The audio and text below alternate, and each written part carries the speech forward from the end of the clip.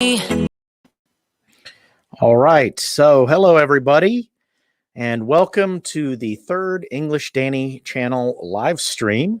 I'm Dr. Don, and I've got 4 segments for you today.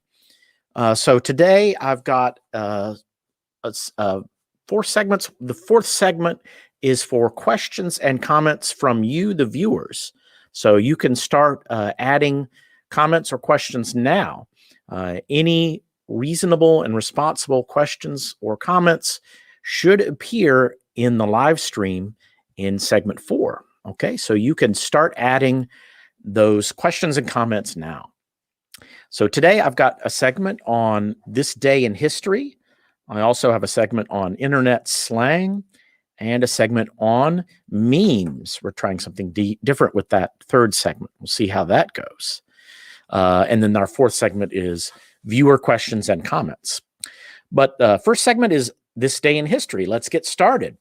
All right, so this day in history, May 2nd, 1933. The media reports, it was the first media report of the Loch Ness Monster sighting. The Loch Ness Monster, if you don't know what the Loch Ness Monster is, this is a famous creature in Scotland, a legendary creature that may or may not exist, probably doesn't exist, but it is a famous legend. Basically, on this day, May 2nd, 1933, a newspaper in Scotland reported the first ever sighting of the Loch Ness Monster. A Scottish couple living near Loch Ness, which is a deep lake in Scotland, reported that they saw a huge animal that no one had ever seen before out in the water. And this was the beginning of the Loch Ness Monster legend. And a legend in English is a very famous person or story. So, for example, you could say, Albert Einstein is a legend of physics, meaning he is a very famous person involved in the study of physics. A legend can also be any famous story which may or may not be real, or thing which may or may not be real. So, for example, many people know the legend of King Arthur. So King Arthur is a person, and there's a story, many stories about King Arthur in England. And he's a legend, a person who may or may not have been real, probably wasn't, but there may be some basis in reality. But it's a famous, very well-known person and very well-known sequence of stories. The Loch Ness Monster is an example of a famous story or famous thing, in this case, an animal, which may or may not be real, but many people know all about it. They have heard about it.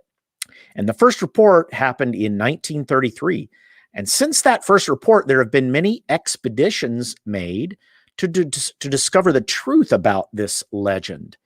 And an expedition is a journey with a specific purpose or goal in mind, like an expedition to the South Pole. The first expedition to the South Pole was a journey with the goal of reaching the South Pole and coming back safely for the first time.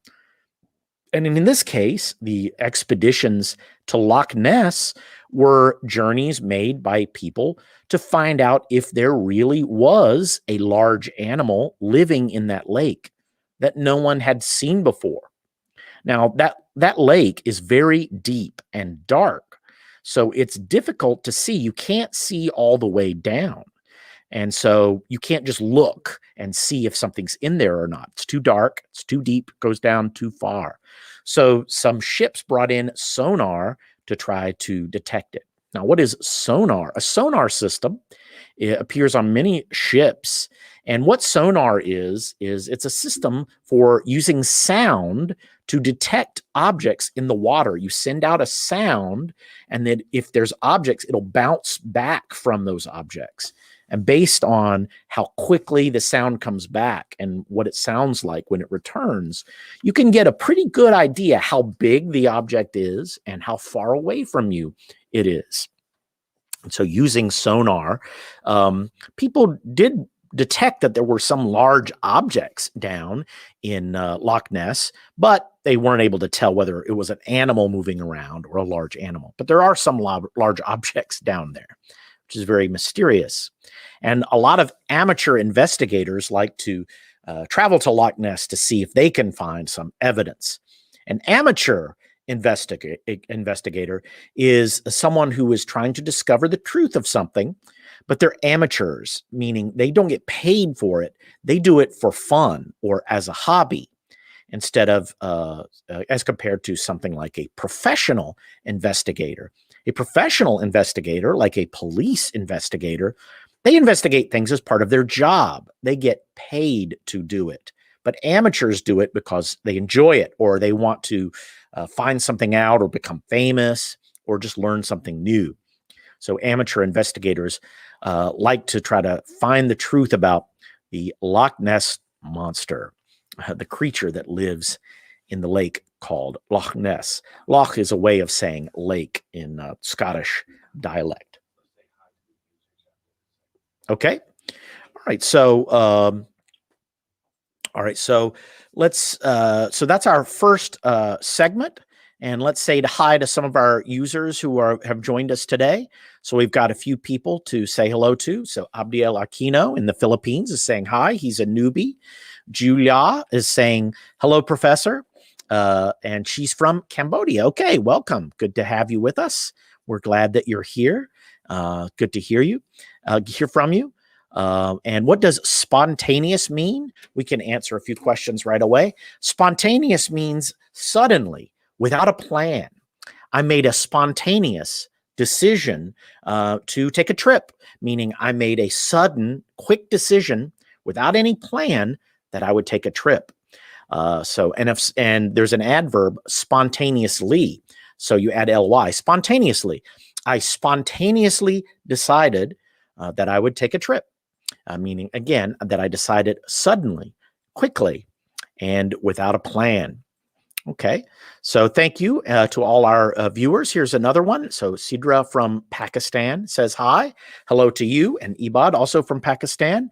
Hello to you as well. And Justina Tenorio from Philippines saying hello. I think this is a repeat. I think this person joined us last week. So welcome back. We're glad that you're back again for today's live stream. So let's go into our second segment, which is about some internet slang. So I have a few terms, 3 terms here that you might encounter on the internet.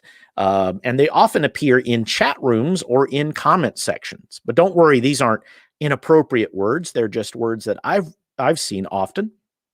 And 2 of them appear often on their own, but the third word appears more often as an image than as a word. And I'll explain what that means in just a minute. So first, let's start with our first word. It's cringe. Cringe. Now, in normal English, cringe is a verb meaning to take this action, where you turn away from something. To turn away from something, to recoil or back away from something out of a sense of shame or a sense of embarrassment or a sense of fear. So if you're fearful of something, you might cringe away from it. Or if you're embarrassed, you might cringe because of embarrassment.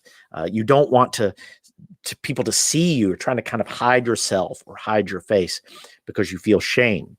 So that's the normal meaning of the word cringe.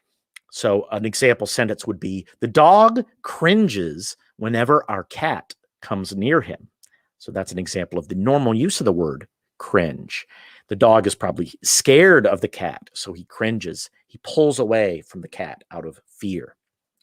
But we also use cringe when we feel embarrassed or ashamed, and that's where the internet sense of cringe appears. Now, in internet slang, cringe is used as a noun or as an adjective, and it means something embarrassing or awful or shameful that someone else did or said, as in the sentence, "Hey, dude, you just posted cringe." That means you posted something that you should be ashamed of. That was really embarrassing of you to post that. Oh, that's cringe. It's very cringe. And then you could say, you could estimate something, the value of something, by calling it cringe. That movie was cringe. This movie was cringe. That means it was a movie that was really bad or shameful for everyone who made it. So cringe is a negative term. It's a very, you don't want to post cringe. You don't want to make something that's cringe, right? It makes other people cringe for you when you do that. Okay, so that's our first example word. So our second word is almost the opposite, and it's based. Based. That's the opposite of cringe almost. So this is an adjective or a noun, and it's used to mean that you agree with someone. It's a way of expressing agreement, or it's also a way to recognize that a person or an action, which was courageous, or it was unique, or it was powerful. So for example, someone might say, people always say that my English accent sounds funny, but I don't care. I'm proud of it, and I like the way I speak. And it would be appropriate to reply to that by saying, based. Okay? Basically, you're saying, good for you. Good for you. That's gutsy. That's based. Or in the sentence, hey, he's the most based person I know. Meaning, again, a person who's courageous, unique, and powerful in himself. So he's a person who is worthy of attention or worthy of recognition. Based. So you want to be based. You want things that are based and not cringe. Based and not cringe. That's what we're looking for. And our third word is facepalm. Now, facepalm is the act of hiding your face in your hand. So palm is this part of the hand, and you put the palm, you just, that was terrible. That's a facepalm, right? You do this. And you can do it with both hands if it's really bad. Oh no. So that's a facepalm, okay? So it's an action. It's an action of hiding your face. But when we use the word, it's used as a noun to name that action of hiding your face out of shame. When somebody else does something cringe, you might facepalm. You might do a facepalm, a way of showing that you can't believe how dumb or foolish that other person was. So you could say something or do something. Now, for example, your friend might say, I didn't study for my test last week and I failed terribly. And you might respond by, facepalm, as a way of saying that's embarrassing. Now, here's a picture. Here's a picture illustrating an example of facepalm as a picture. And there's some text here. Do you speak English? Yes. What's your name? Yes. Oh, that's a facepalm. Why? Because while yes is an answer to do you speak English, it's not an answer to what is your name. That's embarrassing. Oh, no. I thought you understood because you answered my first question correctly. But I can tell after the second answer that you didn't understand. And so that image that you just saw where Captain Picard, that's the name of the character, is doing that, making a face palm, that's actually often appears when people post online or post a face palm image. And in fact, that particular image is often referred to as an example of a meme. And that's our third segment. Our third segment is about memes. This word meme, and it's sometimes pronounced meme, but that's kind of pronounced that way as a joke. The person who created the word pronounces it meme, and so I think I'm just going to go with that. It was Richard Dawkins who invented meme, so I'll go with his pronunciation. But meme also sounds funny. People like to say that sometimes online. What is a meme? Well, basically, a meme is an image or text, meaning words, or it's a combination of image and words, which conveys a very simple message shortly and easily. It's designed to be something that is understood quickly by people without much explanation and to be shared, to be spread around. It's meant to go viral, meaning to become very popular and shared on the internet. So if you think of genes in our body, our genes are parts of us that carry little units of information about our body. It carries our genes carry information like what's our eye color, what's our hair color, how tall are we, how are we shaped. Our genes carry that information. Memes are what carry cultural information. They don't carry information about a body, but they carry information around in culture. So for this segment, I'm going to look at some examples of memes, and I don't know what these are. I'm just going to respond to these. Some of them maybe I've seen before, but some of them maybe I haven't seen before. Let's see how quickly and easily they carry information. So yeah, let's load up some of those memes and take a look at them, and I'll see what I can tell you about them. So here's our first meme. So in this one, okay, so this meme is easily conveying the idea that commas are important in English. Now, how does it do that? Well, the lady says, "Help, a thief." And there's a man running away. And then she says, "Yay," because the police show up. But then the police help him. And she asks, "Why aren't you arresting him?" Commas, lady. Okay, so if you look at the first box, "Help, a thief," grammatically, it should be "help, comma, a thief," because she's expressing the idea help, meaning help me, comma, because basically a thief, help, there's a thief, or it's a thief. But instead she says help a thief. Without the comma, this sentence means help a thief, meaning help a person who is a thief, which is what the cop does. The policeman comes up and he helps the thief. Well, that's not appropriate, but he did that because she left out the important comma. So that's our first meme there. Okay, so that's an example of a meme. It's conveying some information. And here's another one. This is another one. It's another grammar meme. So this one is more about just the words. The image isn't as important here, but the words are the meme. And here it says, "I like cooking, my family, and my pets." Don't be a psycho. Use commas. A psycho means a psychopath, a crazy person, someone who would do something crazy like cooking and eating their pets. Okay, so why is this work? Because if you left out that comma, if you left out after cooking and it just said, "I like cooking my family and my pets," it would mean you like the act of cooking your family and cooking your pets. But nobody should like that. This is instead, the comma is there to mean I like these three things. I like cooking, comma, my family, meaning I also like my family, and a third thing, my pets. I also like my pets. Okay, so don't be a psycho, use commas. And this one, this is also a meme. Now, the image is important here. This is a pun. This is an example of a pun, a play on words. So if you look at the image, it's a picture of an animal called a koala bear or koala. I think they're from Australia. And they're called koalas or koala bears, but they're not bears. They're not related to bears, even though they're called that. And so the koala is saying, "What do you mean I'm not a bear? I have all the qualifications." Well, the word qualifications, spelled Qualifications,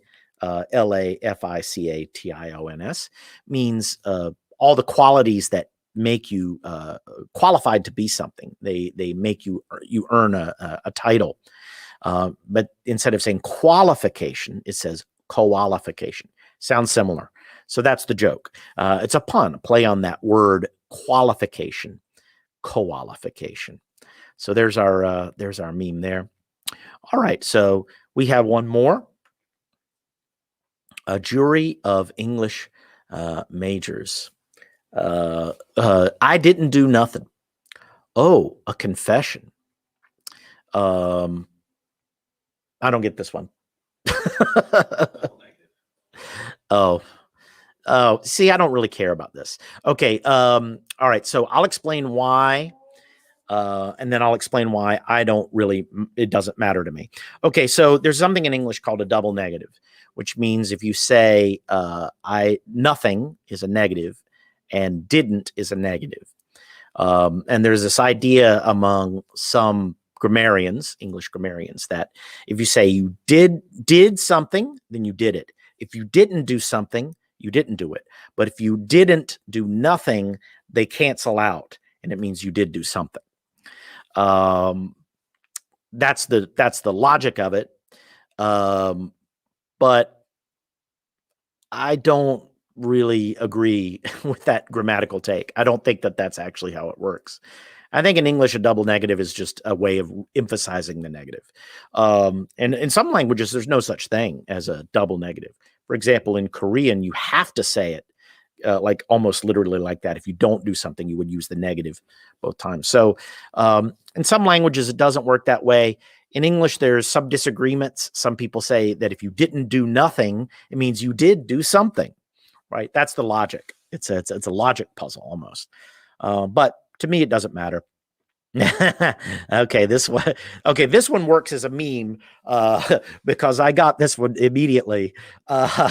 Okay, so there's a very famous Hollywood image. It's on the hillside, the Hollywood Hills, and the word Hollywood is spelled out like it is in this image. It's in big letters, even bigger letters than you see here. But in this case, this is not the Hollywood Hills, the famous Hollywood Hills.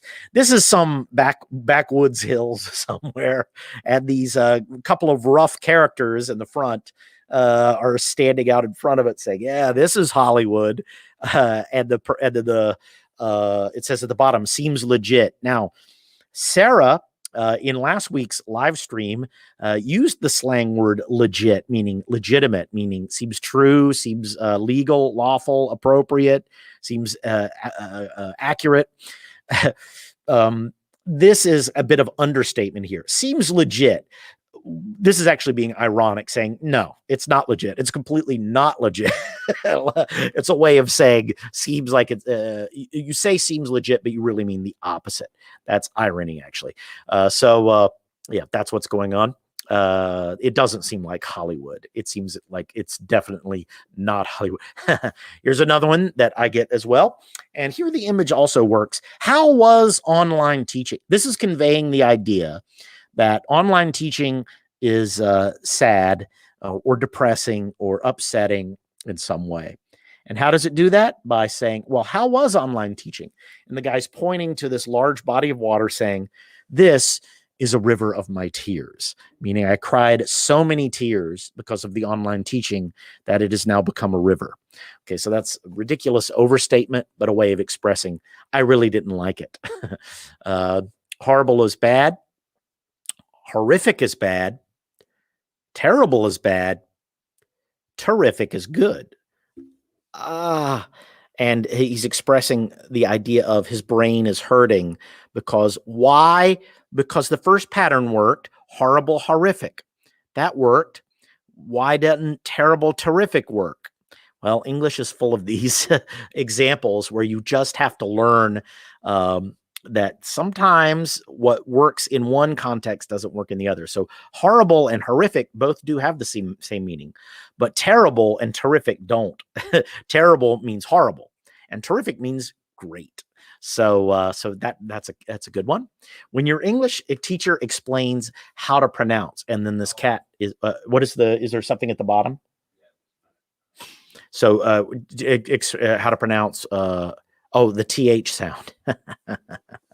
Yeah, okay. Well, I would find that funny no matter what comes after pronounce, because pronunciation in English is very famous for being difficult. But the TH sound can be difficult for many, many different languages. In this case, this works more with the image because the TH sound, to make the TH sound, you have to put your tongue through your mouth. That is there. Put that over there. And you see the cat is also putting his tongue out like that. He's trying to make the TH sound also. Okay, so that's what's going on with this one. Okay, so these are pretty good. Rules to learning English. And then there are no rules. And someone named Hemingway instead of Hemingway says, this makes me feel so uncomfortable. Okay, so why does it make them feel uncomfortable? Because they're saying there are no rules. And there, T-H-E-R-E, is spelled the same as T-H-E-I-R, which is a possessive. And R, A-R-E, which is a version of to be, also sounds the same as the possessive our, O-U-R. In some pronunciations, sounds exactly the same. It sounds a little close, the way I say it, R and our. It's a little close. And then no sounds the same as no. No, N-O, meaning negative, sounds the same as K-N-O-W, meaning to know something, to have awareness of something, which is a funny one. And then rules is just rules, but there are no rules. And that makes me uncomfortable because there are no rules. The rules are always changing, just like pronunciation rules are always changing. ETC, a word used to make others believe that you know more than you actually do.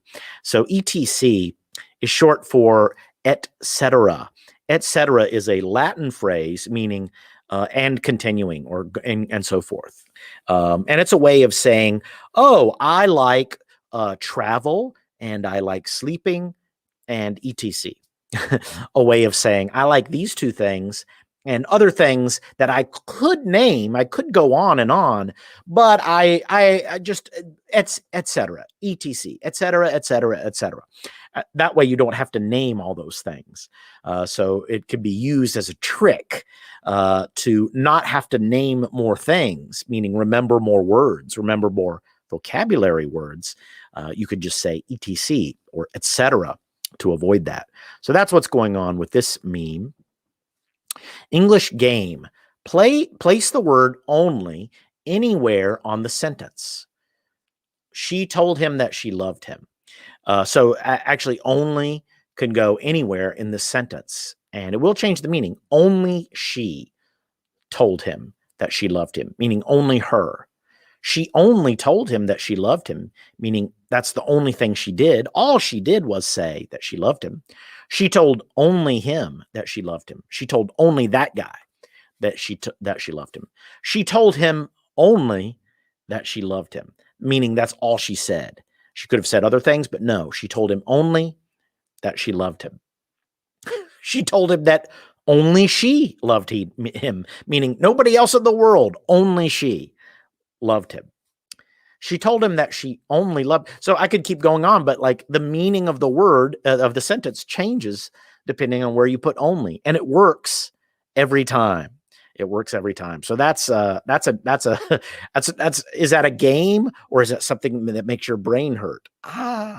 So there we go. Those are examples of memes. And here was our first meme. Do you speak English? Yes. What is your name? Yes. Okay. All right. So, okay. That's it for segment 3. Let's take a look at any questions or comments that may have been left. So first, English Danny members are being told hi. Thank you so much. Saddam Hussein from Sudan. So good to hear from you, and hello from Egypt. Good to hear from you as well. And just a big thumbs up. That's great. Big thumbs up to you as well. Samsun from Pakistan says hello. Okay. We've got several from Pakistan. Good to hear from you. Suleiman Hassan says, hi, teacher. How are you? I'm fine. Good to hear from you. I hope you're doing well also. All right. These are great. And this is what exactly, this is the way I want it. Good. That's great. I hope you are learning something and enjoying practicing your English by listening to me. I'm trying to speak a little bit more slowly than normal. He speaks in front of the judge. Oh, he speaks in front of the judge. A judge is a very important person. So, of course, Teacher Don, okay, good to hear from you. That's great. Are there any questions? Any questions as well as comments? I'll try to answer any of those. Sometimes it takes a few minutes for the questions to start filtering through. Let me go and check some of the chat that I have here. I've got a chat set up, and I could scroll down and see what's going on. Okay. So let's see. We've got Oh yeah, that's right. I'm going to try to build on some of the live streams. So if you watched today's live stream, you'll notice that we referred back to a couple of things we did in the previous live stream, like when Danny showed me the meme that said "it seems legit."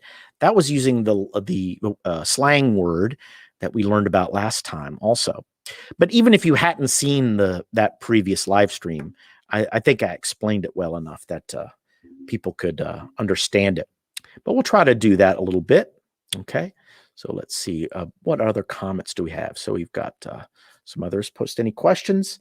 So yeah, somebody was aware of the koala, that is an animal that lives in Australia. And yes, indeed, the koala. And that was just my guess.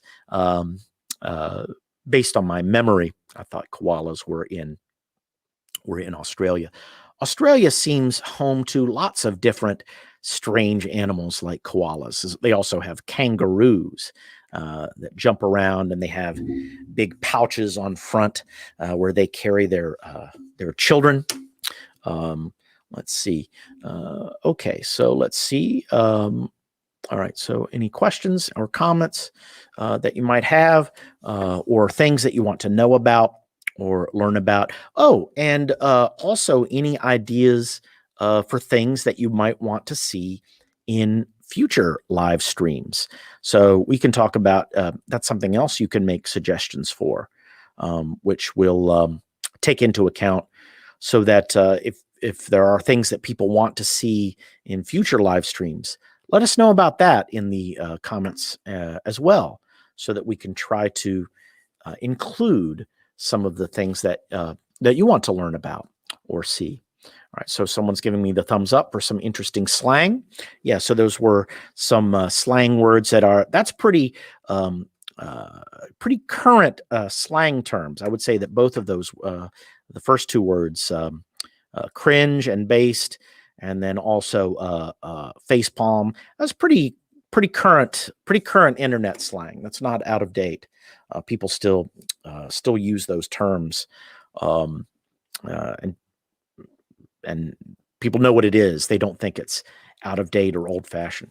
The one thing you don't want to do on the internet is be too out of fashion or out of date.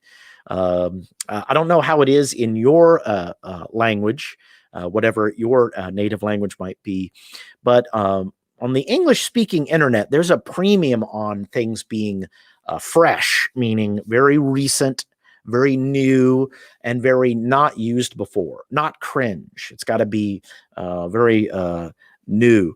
And so if it's things that people have seen a million times before, or it's been used a lot of times people, some internet users will say, it's a cliche, that's old-fashioned, that's corny, C-O-R-N-Y, corny, or it's boomer.